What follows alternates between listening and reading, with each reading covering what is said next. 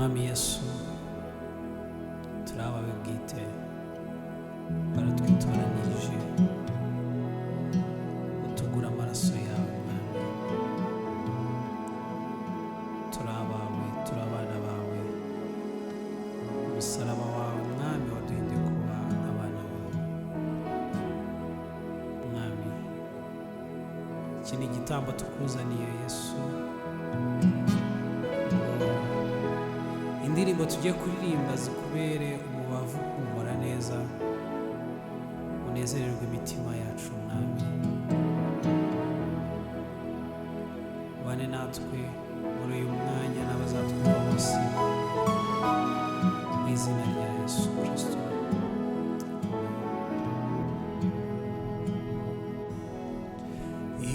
Ikiwa wananiuliza msingi wa uzima, je, twahitaji kuongeza makazi yake Yesu kwa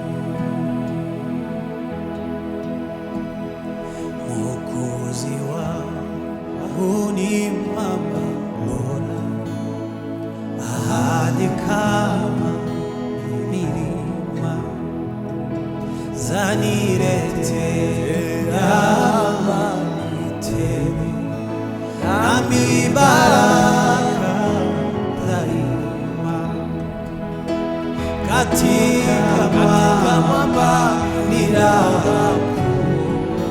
baraka tele kutoka juu na kaoni inastarehe sana milele katika mwamba baraka tele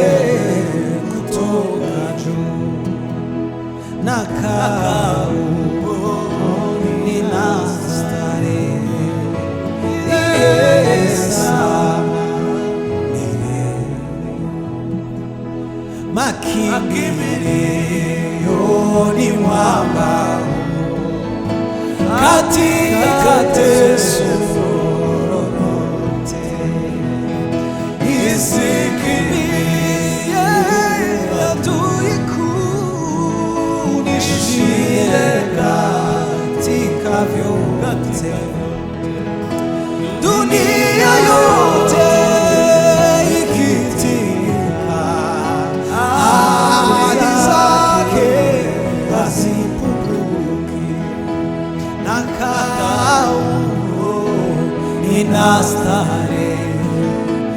inastarehe sana milele na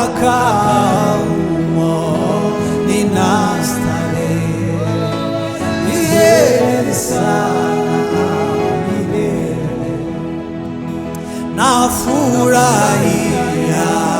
baraka zote za ulimwengu wa roho gharama hizo nalizipewa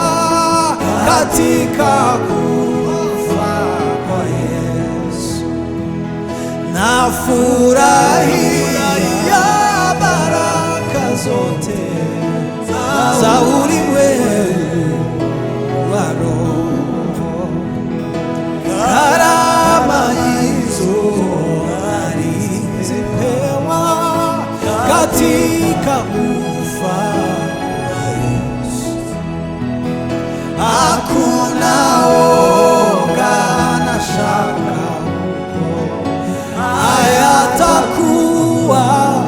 manunguniko na kaoni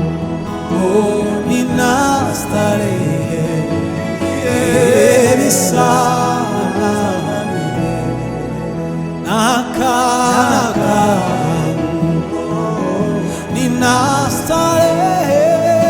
inastarehe sana milele na kaoni inastarehe sana milele na kaoni inastarehe sana milele na kaoni inastarehe sana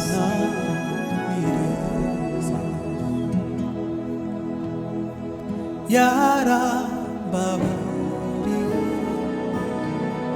angirowe ashira umwana we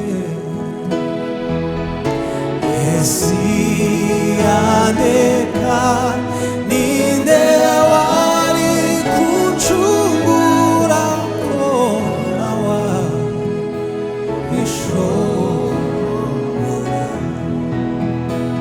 oh esiandeka ninde wari kuchungura konawa ishobora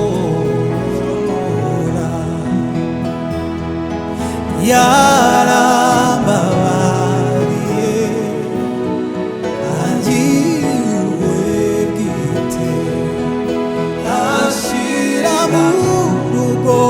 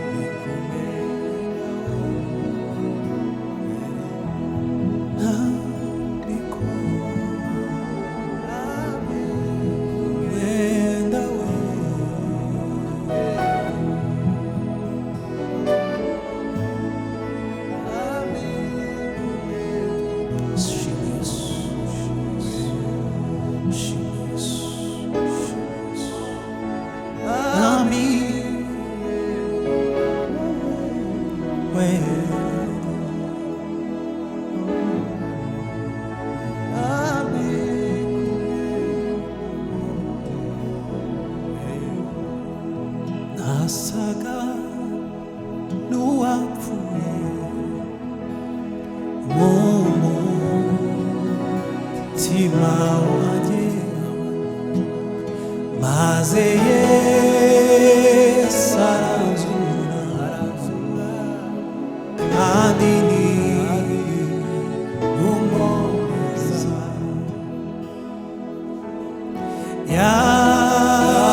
yanyishyuriye ya myenda yose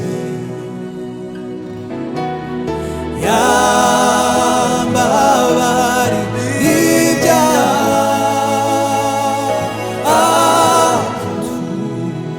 atumarira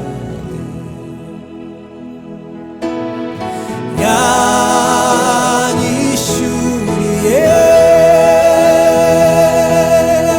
ya myenda yose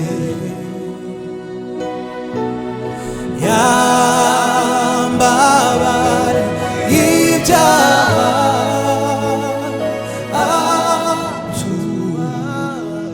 atumarira ndashima gusa ndashima yamva nziza ariko cyane cyane ndashima umwami Yesu ariko cyane cyane ndashima umwami Yesu ariko cyane cyane we ndashima umwami Yesu ariko cyane cyane ndashima